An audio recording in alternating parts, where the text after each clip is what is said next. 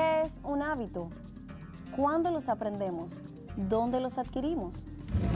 ¿Cómo discernir lo que es un hábito bueno de un mal hábito? ¿Cómo destruir los hábitos que nos esclavizan?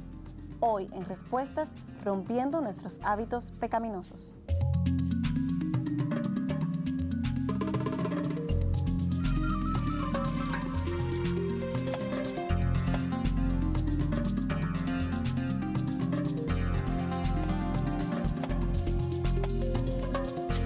Es un placer saludarles, bienvenidos a Respuestas. En el día de hoy continuamos desarrollando nuestra serie Organizando mi Mundo y el tema de hoy se trata acerca de rompiendo nuestros hábitos pecaminosos. ¿Cómo estás, Miguel? Muy bien, Elaine, y ciertamente yo creo que mucha gente quisiera saber cómo hacer esto que vamos a estar hablando hoy, de romper hábitos que lo han tenido esclavizado por mucho tiempo. Así es, ¿y qué tal si revisamos primeramente lo que es la definición de la palabra hábito, aquella que como sinónimo tiene las palabras práctica, costumbre, rutina, porque ciertamente la palabra hábito tiene varios significados, pero la definición del término al que estamos haciendo referencia en el día de hoy es la siguiente. El hábito es una inclinación, tendencia o disposición estable, no genética, ni natural, ni instintiva, sino adquirida y aprendida por la repetición de actos similares que producen un acostumbramiento y un fortalecimiento en el sentido de esos actos. ¿Qué te parece?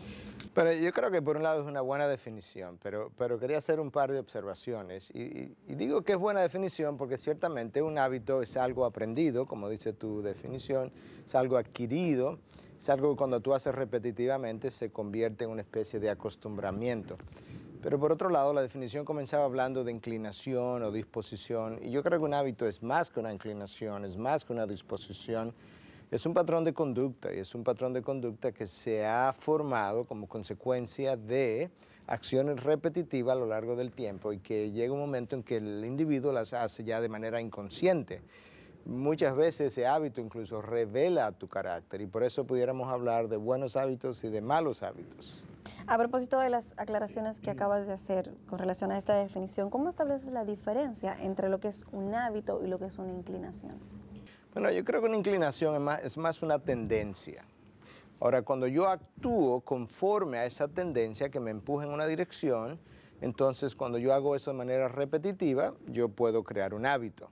Pero yo pudiera tener la inclinación y no hacer, no responder, no reaccionar de acuerdo a mi inclinación. La inclinación del hombre, por ejemplo, es siempre pecar. La palabra de Dios está repleta de eso, de manera que el hombre va a tener esa tendencia continua a hacer exactamente lo mismo siempre. Pero en otras ocasiones, aún con su tendencia, quizás él decida no pecar.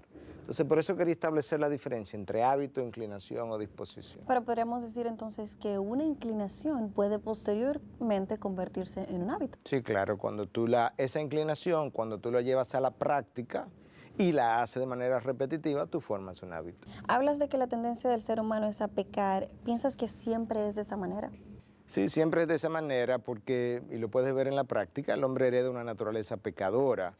Mira cómo el niño, tú no tienes que enseñarle a hacer lo malo. Desde el principio el niño muerde a su primito, el niño no quiere prestar sus juguetes. Tú le enseñas al niño a hacer lo bueno. La palabra de Dios está repleta de enseñanzas acerca de cómo esa es nuestra tendencia natural. El Salmo 51, un salmo de David, cuando él peca y se está confesando con Dios, nos habla de que él fue concebido y tú y yo igual en pecado. Por eso al salir nosotros tenemos esa tendencia pecadora. Déjame decirte lo que dice Proverbios 26:11. Dice, como perro que vuelve a su vómito es el necio que repite su necedad. Te voy a dar uno más todavía, pero nota cómo el autor de Proverbios, Salomón, con toda su sabiduría, ha hecho una observación en el ser humano. Y es que el ser humano tiene esa tendencia a regresar, mira la analogía que usa el vómito, porque tú ves a los perros que vomitan y luego regresan a veces a comérselo. Y lo que está diciendo es, muchas veces el hombre se comporta neciamente, volviendo a hacer exactamente aquello que le trajo consecuencia y él vuelve a cosechar la misma cosa otra vez. Eso es repetido por el apóstol Pedro en el Nuevo Testamento, cuando él dice en su segunda carta 2:22, les ha sucedido a ellos según el proverbio verdadero. El perro vuelve a su propio vómito y la puerca lavada vuelve a revolcarse en el cieno. Entonces ahora no solamente él usa la analogía del perro, sino de la puerca. Tú coges un puerco, lo lavas lo mejor que tú puedas y cuando tú lo sueltas, él va a su pocilga y vuelve a revolcarse en el mismo lodo. Muchas veces eso ocurre con el hombre. Tú lo traes a consejería, tú le enseñas su pecado, tú le enseñas las consecuencias y cuando tú le dices, ok, ya te puedes ir, él vuelve otra vez. Y esos hábitos muchas veces los empujan de manera inconsciente. Esta tendencia a pecar definitivamente entonces está en nuestros genes, en nuestro ADN prácticamente. Bueno, no es en los genes, pero sí es en tu alma, en tu hombre interior. Entonces, si fueran los genes, tendríamos que exculparte porque tú no puedes hacer ninguna otra cosa que no sea pecar. Pero ciertamente no es así. Dios te hace responsable de tus actos y tú puedes decidir con la voluntad que Dios te ha dado pecar o no pecar. Ahora, hasta que tú no conoces a Cristo, lamentablemente, aunque tú tienes una decisión que tomar, si pecas o no pecas, al final tú siempre terminas pecando. ¿Por qué? Porque tú no tienes nada que te pueda liberar de la esclavitud de ese pecado. Tú hablabas de que los hábitos pueden ser buenos o malos. Quizás las personas que nos ven no tienen claro en cada caso cómo establecer la diferencia entre un hábito bueno y malo. ¿Por qué no hablamos un poco de eso? Bueno, en sentido general, el hábito bueno es constructivo. Entonces, ¿qué es lo que hace? Bueno, por un lado, te acerca a Dios, te acerca a los demás, te aleja del pecado, construye tu carácter. Esa es su esencia, construir. El hábito malo es un hábito todo que es completamente lo opuesto. Su esencia, su característica es que es destructor, que destruye tu carácter, tu relación con Dios, tu relación con los demás, tu reputación, tu nombre, tus finanzas, tu familia. Va a depender tu salud para aquellos que fuman, que usan alcohol, drogas.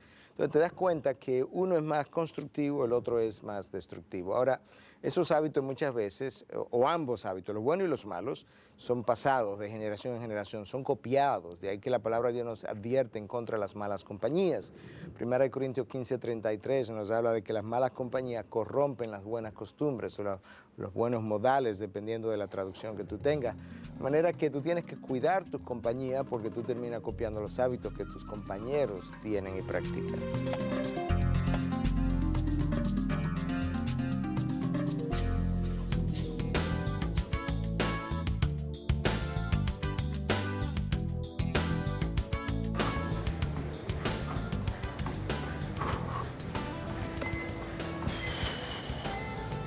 Todo requiere un esfuerzo. Si requieres alcanzar un logro en cualquier área de tu vida, tendrás que dar el máximo de ti. Ya sea si tienes un objetivo físico como mantener un buen peso o una meta espiritual. Para llegar a esa meta necesitas algo llamado disciplina. Si tu meta es espiritual, requerirá de disciplinas espirituales. ¿Cuál es la meta principal del cristiano? Es conocer a Dios y tener una relación más íntima con Él, con todo lo que esto implica: obediencia, agradarle, confiar en Él. Esta relación requerirá todo de ti, todo, toda tu mente, todas tus fuerzas, todo tu corazón. Es curioso cómo hacemos grandes sacrificios para lograr metas físicas o materiales que son temporales y nos cuesta tanto esforzarnos por las espirituales, que son las más importantes y que tienen implicaciones eternas. De hecho, Dios nos manda a ejercitarnos espiritualmente. Lo dice en 1 Timoteo 4 cuando nos dice: ejercítate para la piedad. Ahora, el ejercicio de las disciplinas espirituales no es nuestra meta en sí.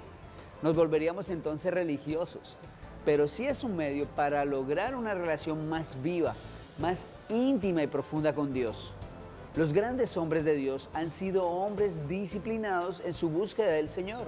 Amaban a Dios y le dieron todo, lo mejor de cada uno de ellos. Podemos ver en Moisés y David que pasaban horas en la presencia de Dios, le buscaban continuamente. En el caso de Esdras, la Biblia dice que había preparado su corazón para inquirir en la ley de Jehová, para cumplirla y enseñarla a Israel. El propio Señor Jesucristo con regularidad se apartaba a orar. Aún de mañana buscaba al Padre, y Él es Dios. ¿Y qué de nosotros? ¿Buscaremos cultivar nuestra relación con Dios? ¿Merece Él nuestro esfuerzo? ¿Lo vale? ¿Qué nos detiene? O mejor dicho, ¿entretiene para no hacerlo?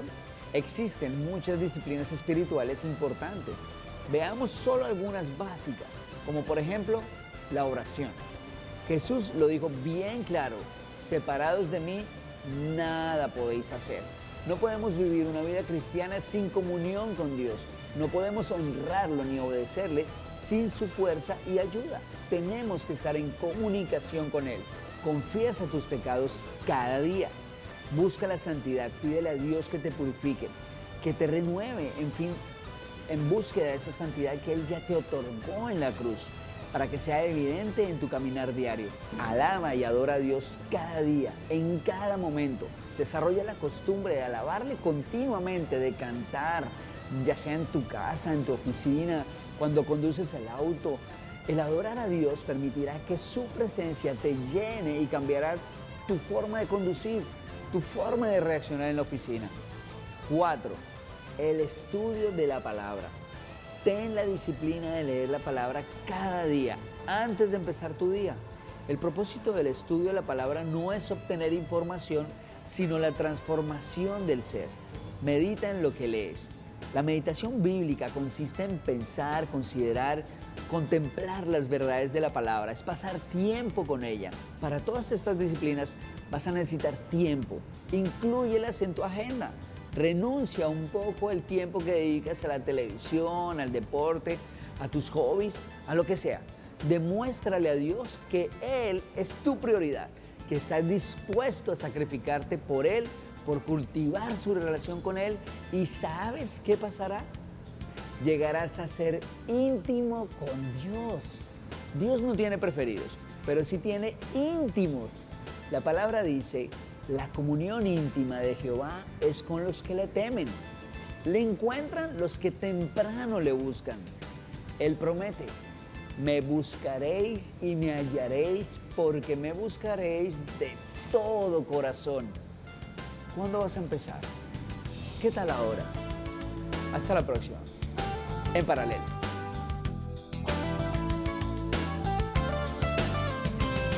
Miguel, hemos hablado de que los hábitos son tendencias, son repetitivos, son instintivos, lo hacemos de manera inconsciente. Y te preguntaba entonces si esto es algo que nos puede exculpar o evitarnos la culpa acerca de nuestros hábitos pecaminosos. Bueno, no, definitivamente que no. Yo creo que si hay algo que nosotros sabemos es que el individuo tiene la capacidad, y cuando piensas en hábito, o de destruir o de preservar tus hábitos. Si tú tratas de exculparte por un hábito pecaminoso que tú tienes, tú nunca vas a crecer, tú nunca vas a madurar. Tú vas a mantenerte en el estado de inmadurez que te lleva a justificar tus malos hábitos. Si hay algo que nosotros sabemos, que para crecer y madurar yo necesito apropiarme de mis malas conductas. Decir, sí, ciertamente, yo soy así, yo actúo así. Eso por un lado. En segundo lugar, tenemos que recordar algo que tú mencionabas en tu definición al principio, que ya tratamos. Los hábitos son aprendidos, lo que implica entonces que ellos pueden ser desaprendidos. Yo quiero volver a enfatizar que estas no son cosas codificadas en tus genes. Esto es algo que yo adquirí, y de la misma manera que yo los adquirí, de esa misma manera yo puedo deshacerme de ellos, aunque me cueste esfuerzo. Y en tercer lugar, yo creo que es importante recordar que los hábitos pecaminosos muchas veces pudieran terminar no solamente desviando tu corazón, pero pudieran terminar desviando personas. De manera que cuando tienes un hábito pecaminoso del cual tú te rehusas eliminar, tú tienes que recordar que tú no solamente te dañas a ti misma, muchas veces tú dañas a aquellos que están a tu alrededor con tu hábito, o cuando ellos terminan copiando tu hábito. De manera que esto es más serio de lo que pudiera parecer en la superficie. Hasta aquí hemos hablado de que el hábito es algo repetitivo, que es algo aprendido y que hasta cierto punto domina la conducta de mucha gente. ¿De qué otra manera podríamos entonces caracterizar los hábitos?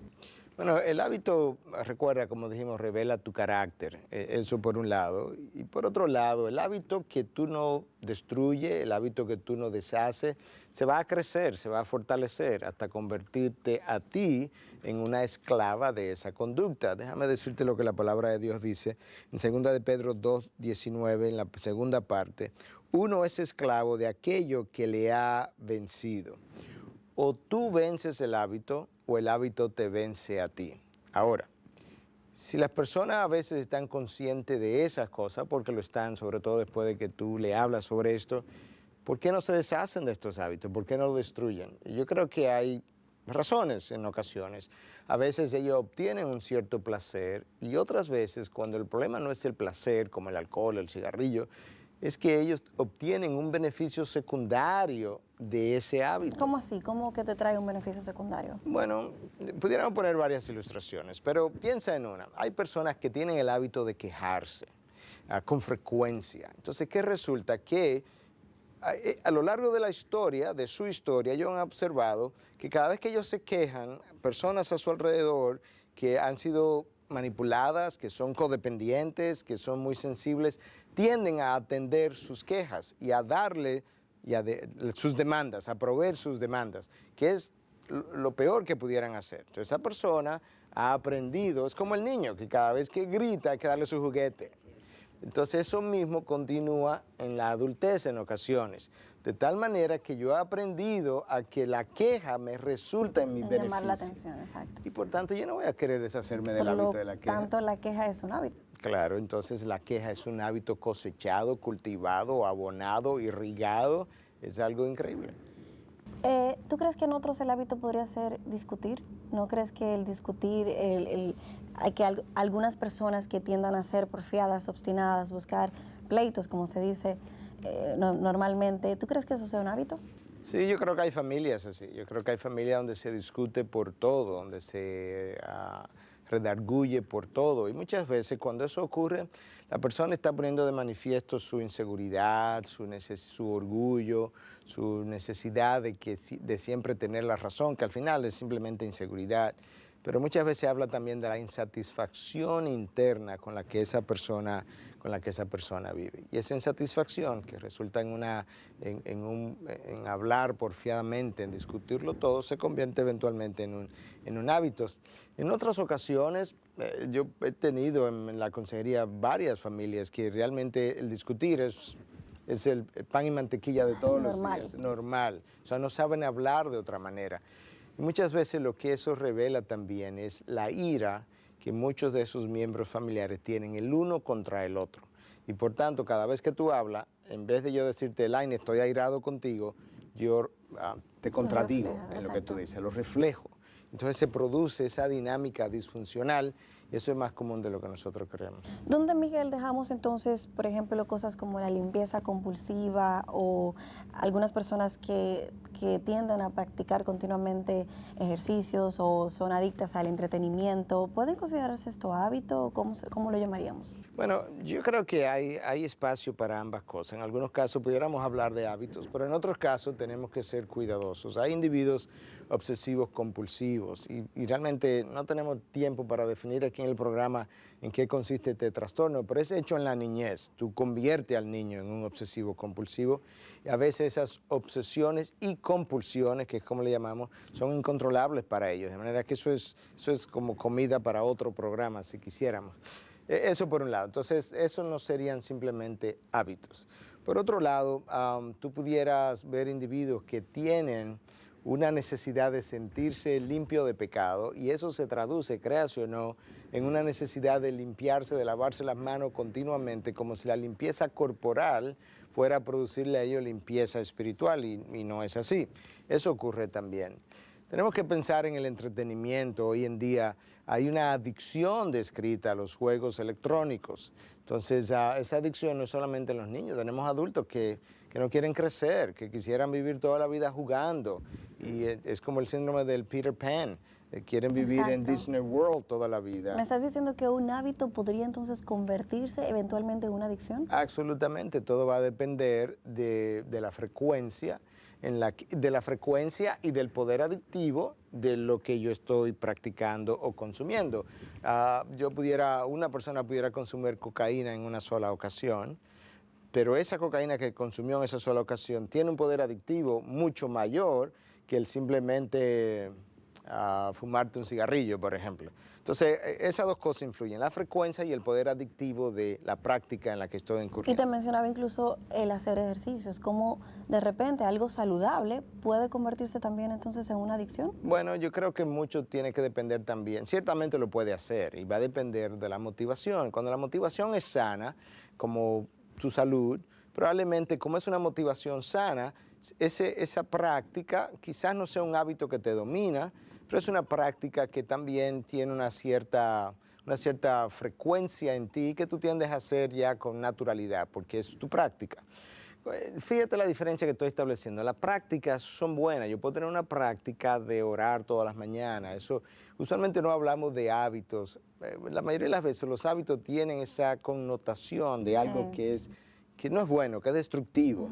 Entonces el ejercicio, cuando mi motivación es lucir bien, la forma hedonista de nuestros días, entonces ahora yo tengo un hábito de ir al gimnasio todo el tiempo, de lucir las ropas pegadas y medirme las tallas y pesarme. Pero es otra motivación enfermiza, típica de nuevo de nuestra generación. Miguel, ¿tú crees que existe el hábito de chismear?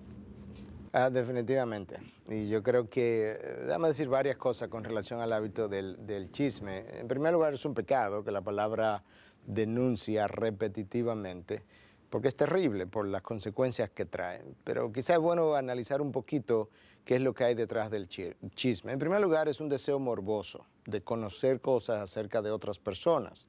Es morboso porque es algo que te gusta, es algo que tú disfrutas. La pregunta es, ¿cómo lo aprendo? Bueno, por observación. Mi familia, mis padres, telenovelas. La telenovela es un mundo de chisme, de intriga.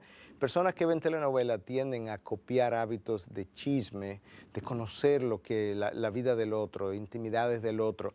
Pero ¿qué más hay detrás del chisme, psicológicamente hablando? Bueno, suponte que yo conozca algo de ti que otros no saben, a mí me hace eso sentir, aunque yo no lo pienso de esa manera, que yo tengo un cierto control sobre ti, porque yo sé algo, ten cuidado, yo te puedo decir. En otros casos, suponte que tú seas una persona conocida, una persona social del mundo, ¿verdad? Conocida. Ahora, cuando yo digo, yo sé tal cosa de Elaine, yo estoy dando a demostrar como que yo me codeo en círculos de importancia, que soy capaz de conocer interioridades de esa persona. Entonces te das cuenta de esta maraña, esta tela de araña que se entreteje en el interior de las personas que disfrutan estas cosas. Mira cómo la palabra de Dios, un solo proverbio 26-22 denuncia al chismoso, dice, las palabras del chismoso son como bocados deliciosos y penetran hasta el fondo de las entrañas. ¿Qué es lo que está tratando de comunicar? Las palabras del chismoso son como bocados deliciosos.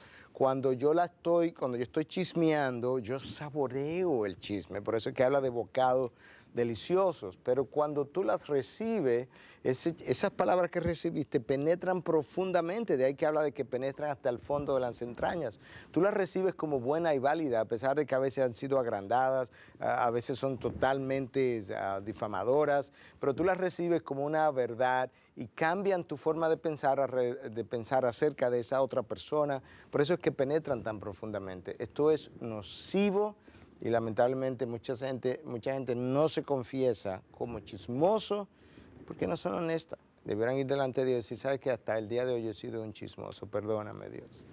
Miguel, como pastor, como consejero, me imagino que has visto diversos casos y has visto malos hábitos, hábitos pecaminosos. ¿Qué otras cosas, con qué otras cosas puede luchar el ser humano acerca de eso? Bueno, yo creo que una de esas cosas con las que el individuo lucha, sobre todo en la cultura latinoamericana y más en nuestro país que lo conocemos mejor, es el hábito de procrastinar, dejar para después. Muy común. Hemos invertido el refrán, no hagas hoy lo que puedes hacer mañana, que es lo inverso de lo que el refrán realmente dice. Eso ocurre usualmente en personas indisciplinadas, culturas muy emocionales, muy emotivas, porque no tengo el deseo, ahora no quiero. Cuando tenga el deseo, como si la única motivación para hacer algo es tener el deseo. Personas, decíamos, muy emotivas, indisciplinadas, irresponsables. Cuando tienes sentido de responsabilidad, tú haces lo que te toca hacer independientemente de cómo te sientas. Yo creo que eso es un hábito. Y luego, entonces tú tienes que cosas pequeñas. Esto es lo que alguien dijo, cosas grandes, difíciles de hacer, muchas veces no son más que la conclusión de muchas pequeñas cosas que no se hicieron cuando debieron haber sido hechas. Entonces eso también se constituye en otro problema. Otro hábito que yo creo que es de nuestra generación, yo creo que está en todas las culturas hoy en día, es el hábito de irse de compra. Me voy de compra cuando estoy aburrido, aburrida, cuando estoy cansado, cuando estoy airado, cuando estoy deprimido, cuando estoy ansioso, y ahora entonces gastamos grandes cantidades de dinero, y ahora yo tengo que entender que mi hábito de compra no es simplemente un hábito que me ayuda a escapar de ciertas cosas, sino que revela un corazón materialista también, porque esa es la manera materialmente como estoy lidiando con mi problema. Hace un momento te preguntaba acerca de las personas que tienden a discutir constantemente y me hablabas de familias que padecen de esta disfuncionalidad. ¿Qué hay de aquellas personas que reaccionan airadamente? ¿Esto es un hábito o podría ser algo del temperamento? Yo creo que es ambas cosas, porque por un lado no hay duda de que tú tienes un temperamento llamado colérico, cuyo tendón de Aquiles es la ira. Entonces, claro que tiene que ver con el temperamento del individuo, pero por otro lado, esos personajes coléricos muchas veces han aprendido, igual que como mencionábamos anteriormente, que cuando ellos hacen espuma y se explotan, la gente que está alrededor, si son hijos, tienden a la esposa a decir, cállense, cállense, que su papá está molesto, está airado. Entonces él consigue el control, el silencio, las demandas que él quiere. Y ahora claro que es un hábito, me gusta porque llego a la casa con un truño. Muchas veces él mismo dice, no me hagan enojar, como que advirtiendo de voy a explotar. Voy a explotar, pero eso es como eso es diciendo, hagan lo que yo digo. Entonces yo llego a la casa con un truño para que todo el mundo esté pianito, para que nadie cuestione mis decisiones, para que todo el mundo se someta. Entonces se convierte en un hábito. La palabra de Dios nos advierte en contra de la ira. Déjame darte un texto de Proverbios 22, 24. Dice, no te asocies con el hombre iracundo, ni andes con el hombre violento, lo cual esto te deja ver, entonces que ciertamente Dios toma la ira más que como un simple hábito o temperamento, porque te dice no te asocies con él, eso es pecado, te contamina, sufre las consecuencias. Por otro lado, hay personas que en vez de explotar así se quedan callados, entonces nunca hablan. Y eso de nuevo refleja inseguridad, miedo, el flemático tiende a ser así. Pero a la larga esa práctica se convierte también en un hábito que tampoco es bueno. Entonces necesitamos balance en todo esto, dominio propio. Creo que todos nosotros hemos oído escuchar en algún momento a alguien decir, yo siempre digo lo que quiero decir.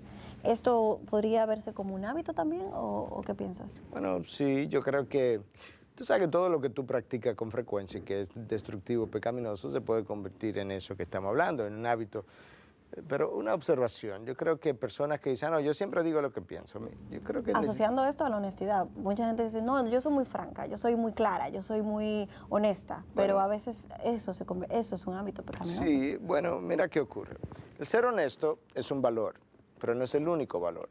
Entonces, ser sensible hacia la otra persona, hacia sus sentimientos, hacia su dignidad, también es un valor. Entonces, yo necesito balancear mi honestidad con este otro valor. Si soy egocéntrico, si solamente pienso en mí, yo siempre voy a decir lo que yo quiero, porque no me importan tus emociones, tus sentimientos, si te hiero, si no te hiero. Es más, si te alejas de mí, total, no me importa tampoco si te alejas. A mí me importa yo y solamente yo. Entonces esto es un llamado de atención para aquellos que han confundido la honestidad con simplemente ser insensibles o a veces egocéntricos. Miguel, hemos hablado de quejarse, de la obstinación, del discutir, del chisme, de la procrastinación. Hasta aquí hemos venido describiendo una serie de hábitos y hemos tratado como de abarcarlo todos, aunque obviamente no podemos mencionarlo todos, pero los hábitos pecaminosos que hemos querido mencionar ya lo hemos hecho. Entonces, quizá sería bueno entonces llegar a la parte de cómo los rompemos, cómo destruimos estos hábitos. Bueno, yo creo que para tú comenzar a trabajar en algo necesitas identificar qué hay detrás de ese algo. Entonces, en los hábitos tú tienes que identificar muchas veces qué hay detrás de eso. Y muchas veces hay inseguridad, hay ansiedad, hay miedos, hay estrés, hay culpa, aburrimiento. O sea, todas estas cosas, falta de responsabilidad, vergüenza, todas estas cosas originan patrones de conductas. Patrones de conductas que cuando yo lo llevo a la práctica se van convirtiendo en hábitos pecaminosos precisamente.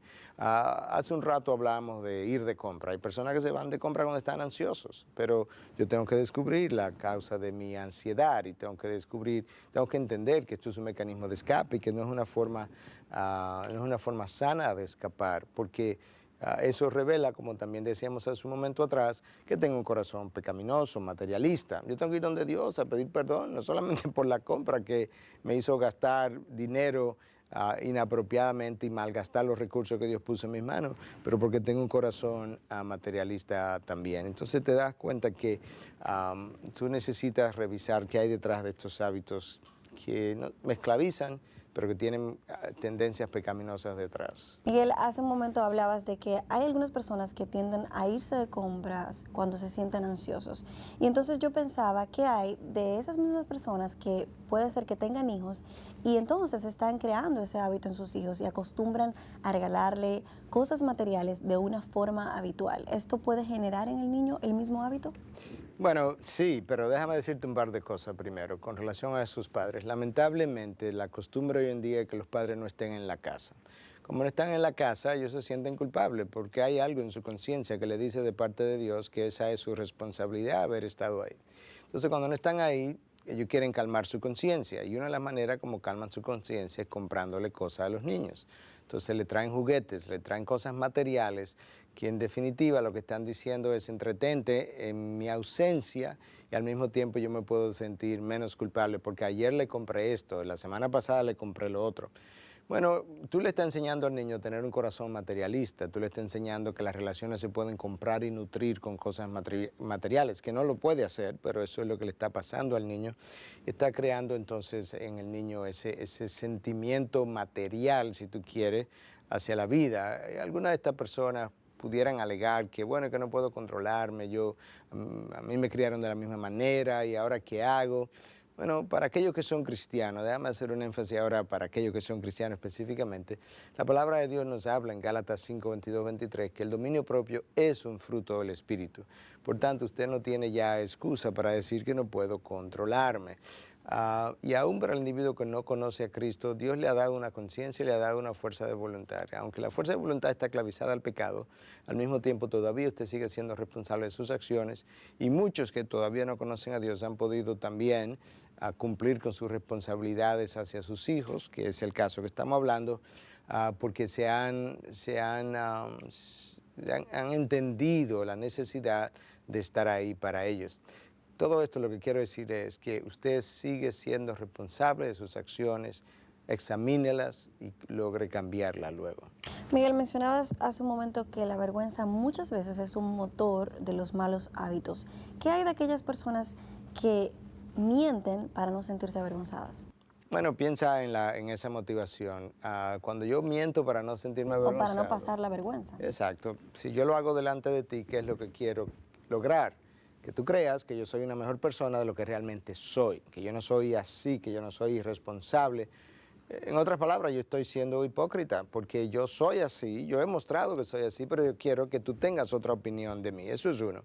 Dos, ¿qué más pudiera estar detrás? Bueno, orgullo, porque el orgullo en mí no me deja admitir que ciertamente o llegué tarde o no lo pude hacer bien o no pude entregar a tiempo. Entonces yo necesito, para romper ese hábito ahora, yo necesito arrepentirme, porque ¿qué tú haces con el pecado de hipocresía? ¿Qué tú haces con el pecado de orgullo? No hay otro camino que no sea el camino del arrepentimiento. Entonces voy donde Dios, lo confieso, pido perdón y pues comienzo a pedirle a Dios que comience a crear otra persona en mí. Yo creo que es importante que nosotros entendamos de nuevo qué hay detrás de los hábitos, porque muchas veces el camino, el punto de inicio es una acción de arrepentimiento por las motivaciones detrás de estas prácticas continuas. Según todo esto que estamos viendo, los hábitos muchas veces representan formas de llenar necesidades emocionales, ¿no crees?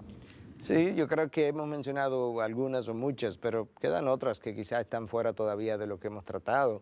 Personas con hábitos pecaminosos sexuales, muchas veces, ¿qué andan buscando? Andan buscando sentirse amados, andan buscando sentir intimidad. Lo cual, ninguna de esas dos motivaciones sería pecaminosa. El pecado está en encontrar un camino ilegítimo para llenar una necesidad legítima. Entonces te das cuenta que también tienen esa necesidad detrás de estos pecados sexuales aún. Personas que se van de compra, yo lamento como llover tanto sobre mojado, pero esto es un problema masivo, epidémico, en toda la población y yo creo que tiene múltiples implicaciones y por eso quiero volver a él una vez más.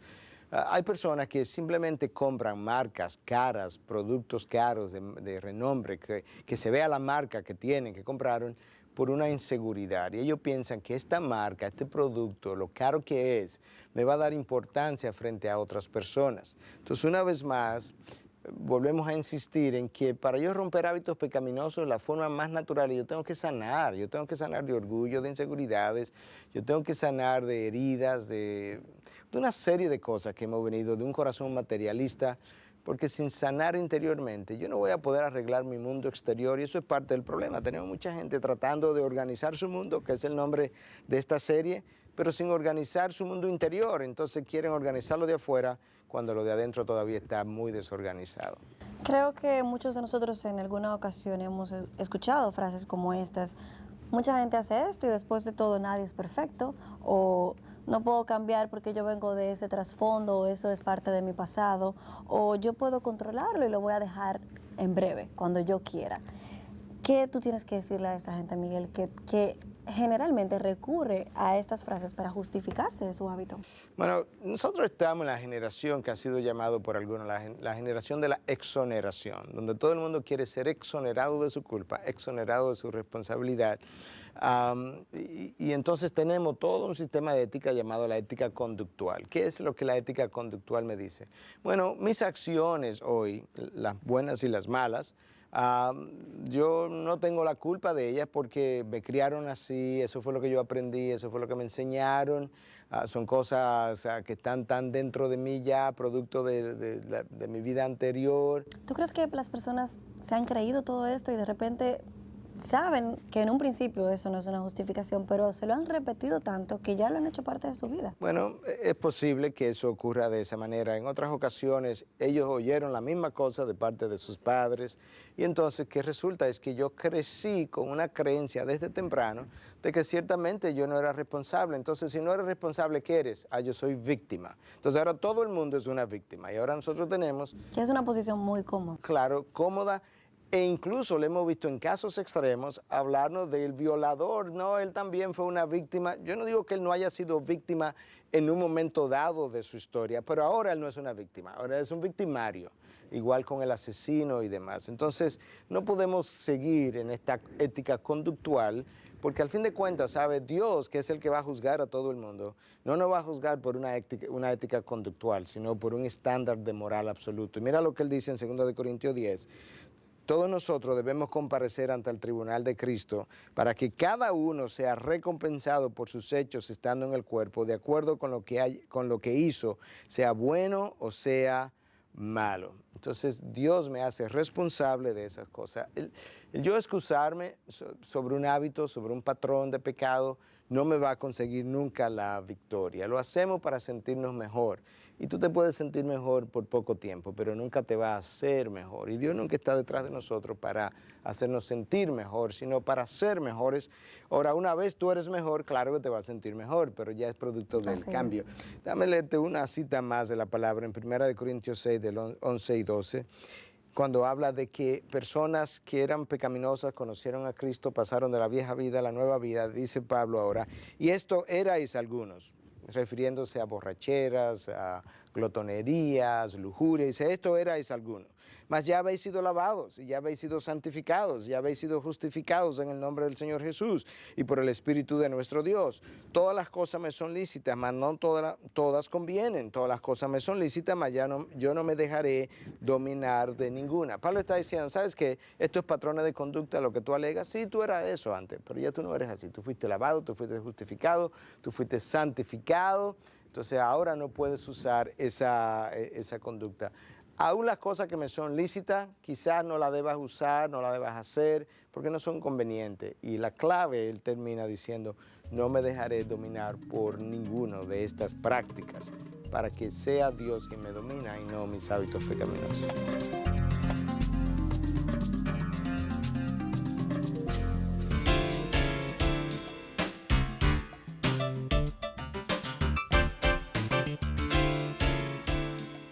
El día de hoy hemos estado hablando acerca de cómo destruir los hábitos pecaminosos que esclavizan al individuo. Y dentro de esa discusión estuvimos hablando acerca de temperamentos. Hablamos del colérico, por ejemplo, que como su cólera muchas veces le domina. El flemático tiende a procrastinar. Bueno, una de las cosas que queremos hacer entonces es recomendarle un par de libros que creo que le puede ayudar a entender alguna de estas cosas. El primero se llama Temperamentos controlados por el espíritu, del autor Tim LaHaye. Tim LaHaye ha escrito otros libros con los cuales no necesariamente estamos de acuerdo, pero las verdades contenidas aquí son verdades que nosotros avalamos. La realidad es que cada temperamento del ser humano tiene debilidades. Esas debilidades se manifiestan en hábitos pecaminosos muchas veces. Cuando el Espíritu Santo viene a morar en nosotros, el dominio propio que Él cultiva en nosotros debe ser capaz de destruir muchas de esas debilidades. En este libro entonces usted va a encontrar capítulos acerca de cómo conocer los temperamentos, el colérico, el flemático, el sanguíneo, el melancólico. ¿Cuáles son las debilidades de cada uno de esos temperamentos? Debilidades que se convierten en pecado muchas veces. ¿Cuál es el temperamento lleno del Espíritu de Dios? ¿Cómo puede el Espíritu de Dios sobreponerse a tu temperamento? ¿Cómo la ira entristece al Espíritu de Dios? ¿Cómo superar las debilidades de ese temperamento? Y finalmente, temperamentos modificados por el Espíritu Santo. Si usted es una persona introvertida, usted siempre será introvertido, pero el Espíritu de Dios puede modificar su introversión. O si usted es una persona colérica, lo mismo pudiéramos decir. El segundo libro es un libro escrito por Norman Wright. Norman Wright ha escrito mucho acerca de la familia, acerca de consejería. En esta ocasión está escribiendo acerca de controle sus emociones, algo con lo cual mucha gente tiene graves problemas. El libro está dividido en 4 secciones en esencia. La primera sección habla de la preocupación, en la segunda de la ira, en la tercera del estrés y en la cuarta sección de la depresión. Dentro de esos temas entonces usted va a encontrar definiciones acerca de qué es la preocupación, qué es lo que le preocupa y cómo le preocupa. El problema de la ira, cómo la ira puede ser controlada, el rol del perdón para la persona airada y colérica, el rol que juega el estrés y la depresión y la manera como personas que han conocido a Dios deben superar esas cosas precisamente por el trabajo que el Espíritu de Dios hace en nosotros. El libro se conoce una vez más con el nombre de Controle sus emociones, de Norman Wright, y el anterior era Temperamento controlado por el Espíritu, de Tim LaHaye. Gracias de nuevo por haber estado con nosotros en el día de hoy en esta sección.